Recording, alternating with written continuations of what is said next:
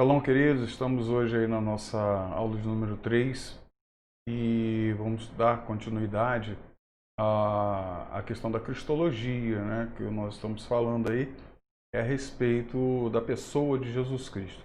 Bom, estamos aí, como já falei, na aula 3, tá? E vamos dar prosseguimento a esse estudo de hoje. Vou voltar a lembrar vocês a necessidade de estarmos buscando mais conhecimento, porque existe muito mais coisas do que isso que nós estamos ministrando aqui. Isso, né, sempre é uma base para que você possa ter os seus conhecimentos, um caminho, né, um alicerce para o início do seu conhecimento. Bom, é necessário durante a sua vida acadêmica e também a sua vida ministerial estar buscando mais conhecimento para enriquecer mais aí os seus tudo isso que você tem aprendido. Bom, vamos lá. Então a pessoa de Jesus Cristo. Então a redenção da raça havia de realizar-se por um mediador que em si mesmo reunisse as duas naturezas, divina e humana. Isso porque o seu trabalho seria o de reconciliar o homem com Deus e Deus com o homem. E para que o mediador, né, estivesse entre ambos, era necessário que ele não somente conhecesse perfeitamente o homem, mas também a Deus. Então, esse mediador ideal, temos Cristo Jesus, tá? O nosso Senhor, como esse mediador, porque ele possui as duas naturezas. Né? Ele possui as duas naturezas na realidade. Ele era Deus, homem. Tá? Então, desejamos agora estudar essa personalidade extraordinária dos dois pontos de vista, tá bom? Nós vamos ver com mais detalhes toda essa questão a respeito de Jesus Cristo. Lembrando, vou dizer isso novamente, tá? Já disse isso, eu falo isso em todas as aulas, porque é algo que as pessoas às vezes não compreendem. Jesus Cristo, quando ele esteve aqui, ele teve que esvaziar-se a si mesmo. E por esse motivo, ele nunca deixou de ser Deus, mas ele teve que esvaziar-se a si mesmo, deixando os seus atributos incomunicáveis, de lado. Então, quais são esses atributos incomunicáveis? Nós já falamos a respeito deles. Então, onipresença, onisciência, onipotência, eternidade. Então, são alguns dos atributos divinos incomunicáveis que Jesus Cristo teve que deixar de lado para estar aqui vivendo como nós. E os atributos comunicáveis, claro que não. Esse ele estava vivenciando eles na sua vida, tá? Até porque eles também são inerentes a nós, tá? Vamos lá, vamos entender aí todo esse processo e entender alguns conceitos, tá? Alguns pensamentos que tem a respeito desses conceitos, ok? Então, falando sobre os ebionitas, então apareceram no ano 107 depois de Cristo e negavam a realidade da natureza divina de Cristo. Então, os ebionistas eles negavam a realidade da natureza divina de Cristo. Segundo seus ensinos, Cristo era somente um homem. Porém, esse homem, Jesus Cristo, ele tinha uma relação muito íntima com Deus, especialmente depois do seu batismo. O ebionismo era o judaísmo dentro das igrejas cristãs. Como sabemos, era difícil aos judeus crer na doutrina da Trindade. Tá? E esta era uma das razões mais fortes, porque não creram que Jesus era Deus. E daí negarem sua divindade. Tá? Então consideravam Jesus simplesmente como um homem extraordinário. Um homem extraordinário que se relacionava muito intimamente com Deus. E nada mais. Então Jesus, enfim, um grande profeta, mas não era Deus, ok? Então essa era a ideia na realidade, de muitos judeus. Os próprios discípulos, alguns discípulos de Jesus Cristo, eles não tinham essa ideia, tá? Eles não conseguiam entender de forma plena essa questão de Jesus Cristo ser Deus. Eles entendiam que era um profeta, era um homem extremamente íntimo com Deus, mas não ser Deus. Aí algumas falas de Jesus Cristo tornavam-se até escândalo ou algo difícil para eles entenderem, ok? Durante a encontro de Jesus Cristo estava aqui. E nós vemos isso acontecendo em um momento bem interessante, é no caminho de Emaús. Quando aqueles dois discípulos eles saem, estão indo em direção a Emaús, e Jesus Cristo encontra com eles no meio do caminho. Ele pergunta por que eles estavam chorando, por que eles estavam daquela forma. E a resposta deles deixa bem claro a respeito do que eles pensavam ser Jesus Cristo. Aí eles dizem, poxa, você não sabe que Jesus Cristo, um grande profeta, morreu? Um homem de grandes feitos no meio de nós, ele morreu?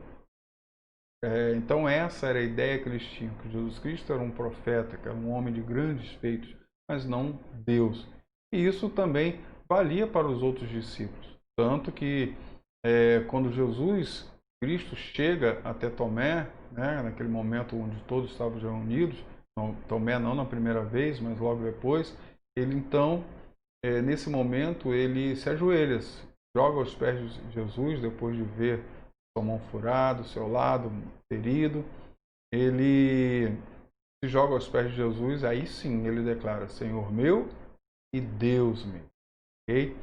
E nesse momento ele entende que Jesus Cristo ele não era somente o Messias, não era somente o rei que deveria vir, né? Não era só o grande profeta, mas sim o Senhor Deus Todo-Poderoso.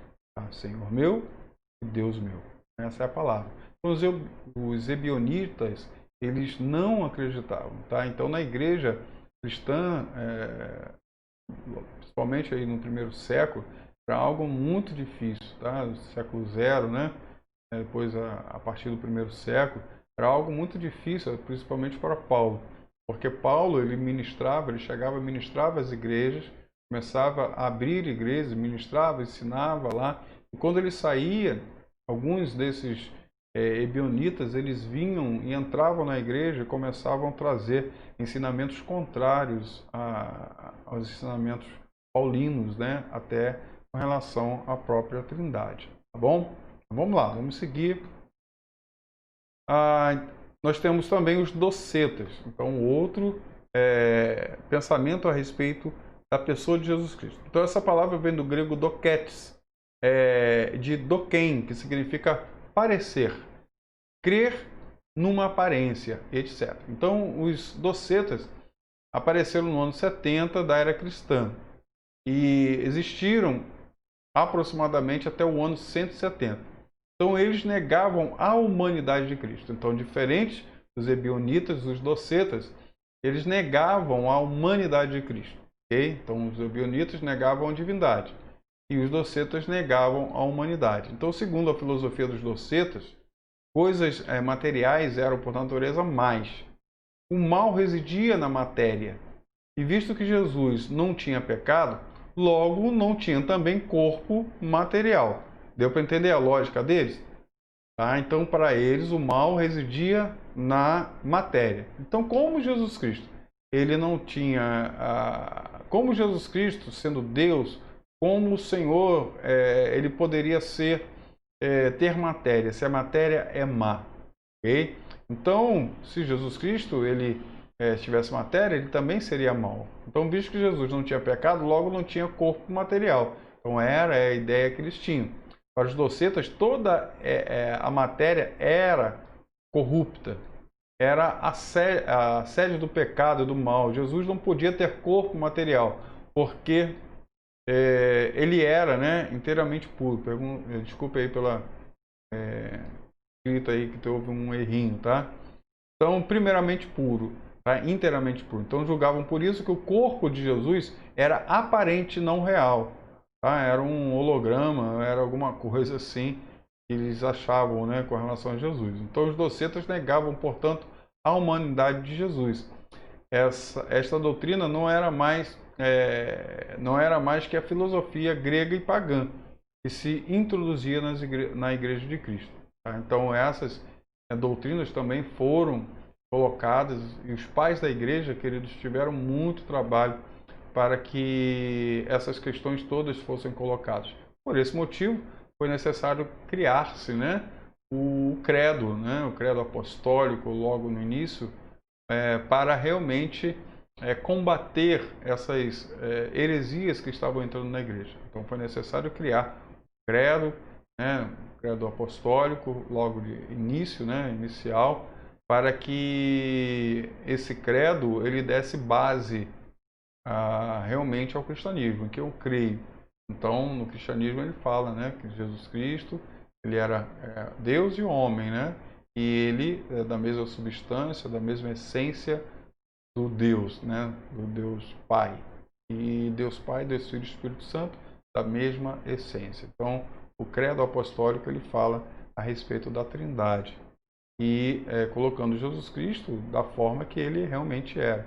No início, antes da sua existência, a gente vai falar um pouco mais à frente, falando sobre a pré-existência de Jesus Cristo, nós sabemos que Jesus Cristo era Deus, ok? Mas ele ainda não tinha nascido como homem, mas depois que ele nasceu como um homem, aí algo sobrenatural acontece. Então nós temos hoje, e é bem interessante a gente falar sobre hoje, porque, como foi falado na última aula, esse hoje, quando Jesus Cristo, ele como homem, ele entra, sobe aos céus, ele volta à eternidade. Então, quando Jesus Cristo ele volta à eternidade, então entenda que é um momento eterno. Ou seja, a eternidade não tem início, não tem fim. Então, quando Jesus Cristo volta à eternidade, nós temos um homem na eternidade. Ou seja, desde o início de tudo, ou seja, antes do início de tudo, um homem já estava lá. É interessante, é um negócio que dá meio nó na cabeça, mas é bem interessante nós pararmos para pensar um pouquinho a respeito disso aí. Mas vamos lá. Vamos seguir adiante, vamos para mais outro aí. E, é claro, né, nós temos aí o arianismo. Esse aí era sinistrão. Tá? Então, o arianismo surgiu no ano 325. Ario, seu fundador, negava a integridade e a perfeição da natureza divina de Cristo. O Verbo que se fez carne, segundo o Evangelho de João, não era Deus, senão um dos seres mais altos do Criador. Então, o Verbo não era, afinal, mais que uma criatura de Deus. Essa teoria confunde o estado original de Jesus Cristo com o estado de humilhação, tá? O que a gente acabou de falar. Da pré-existência de Jesus Cristo, tá? Na eternidade, como Deus. Então, o arianismo negava essa pré-existência, essa questão de Jesus Cristo ser Deus nesse sentido. Okay? Então, Jesus Cristo seria uma criatura criada por Deus. Tá? Então, o arianismo ele tinha essa ideia. Então, essa teoria confunde o estado original de Jesus Cristo, tá? Com a nossa criação, tá? E ele ser Deus, e o estado de humilhação. Então, ao invés de estudar toda a questão, Ario estudou apenas a parte em que se refere à personalidade de Jesus enquanto estava aqui na Terra. Naturalmente, a sua ideia era imperfeita e parcial. Por isso se confundia o estado de humilhação com o estado original. Ario negava a integridade, a perfeição da natureza divina de Cristo. Então, essa questão do arianismo foi bem interessante, porque logo no início da igreja cristã, aí na realidade nesse ano aí, 325, o que acontece? É o momento em que o Império Romano, sob Constantino, o cristianismo ele passa a ser aceito. Ele não é ainda, tá, nesse momento, a religião oficial do Império, mas a religião aceita, tá, amplamente aceita, e é claro, muitas pessoas estavam convergindo para o cristianismo, até porque agora se tornou a religião da época, do momento, porque o imperador era cristão, né? Pelo menos autodeclarado cristão. E só que o que acontece, que muitos não sabem, era que Constantino ele era impregnado pelas ideias do arianismo. Tá? Então houve um momento lá, houve um concílio em que essa questão do arianismo ele foi combatido nesse concílio, mas depois o Constantino ele aceita essa questão, um rolo, né, Não sei se você fez história do cristianismo comigo, se fez, você aprendeu a respeito disso aí. Mas, se ainda não, tá? Você vai aprender. Então, o arianismo, ele, nesse momento, ele vai e entra, mas houve um concílio, né? Esse concílio, ele vai, muda isso. Aí vem essa questão da reformulação do credo, então tornando o credo ainda mais específico a respeito da pessoa de Jesus Cristo. Porque nós temos que entender que Jesus Cristo, ele é o centro de todo o Evangelho, centro de toda a Bíblia, toda a história. Nós vemos desde o início até o final. Então, o início apontava para Jesus Cristo, tá? E o final ele mostra a obra de Jesus Cristo. Então, nós temos aí a cruz como centro disso tudo, e o centro é Jesus Cristo. Okay? Então, a pessoa de Jesus Cristo é o centro de tudo isso. Por isso, o Senhor é Senhor e Deus. Okay? Então, sendo Deus, tá desde o início, mas Senhor é Ele que trabalhou toda essa questão aí conosco, tá? Durante toda a vida. E aí você vai aprender, né? Com a história do cristianismo, você vai aprender esses pensamentos aí que chegaram e trouxeram um pouco de conforto na época, sempre atacando a pessoa de Jesus Cristo, sempre atacando, tá? Porque em Jesus Cristo sendo o centro, é necessário que o centro seja mudado para que as pessoas que estão ali crendo em Jesus não creiam em Jesus da forma que realmente Jesus deve ser crido, ok? Então eles fazem desse jeito aí, dessa forma. Então foi criado esses trecos aí. Nós temos 3 grupos aí: bionistas, os docetas e o arianismo, tá? Diário, ok? Mas vamos lá, vamos adiante. Então nós temos aí também a teoria de Apolinário. Então esta teoria apareceu no ano 385 da era cristã, tá? Negando a integridade da natureza humana de Cristo. Então a gente vai vendo que ele se sobrepõe ao outro, tá? Um falando de uma forma, outro falando de outra, mas nós vemos que na realidade todos eles aí estão incorretos. Então essa teoria apareceu no ano 381 da era cristã. Aí já a igreja cristã já está se tornando cristã mesmo, tá? Então passa a ser, a igreja já está se tornando, né, quase que a religião oficial de Roma. Isso acontece debaixo do imperador Tertuliano, que vem logo depois de Constantino, tá? Então, segundo os ensinos de Apolinário, Cristo não tinha mente humana. O que ele tinha de humano era o corpo e o espírito. O verbo que se fez carne tomou o lugar da mente e por isso Cristo não era homem perfeito. Cristo era, segundo essa teoria, constituído de corpo, de verbo e de espírito. E como acabamos de ver desta teoria, este era o argumento em que se afirmava que o seu fundador, para negar a integridade da natureza humana de Cristo, ok? Então, essa teoria de Apolinário é bem interessante, tá? Mas também é incompleta, porque entenda algo importante, que Jesus Cristo, para ele morrer na cruz do Calvário por nós, ele tinha que ser 100% homem. Ele não podia ser 90% homem, não podia ser como a teoria de Apolinário, ele ser corpo, verbo e espírito, não. Ele tinha que ser corpo, alma e espírito como nós somos, como Adão foi criado.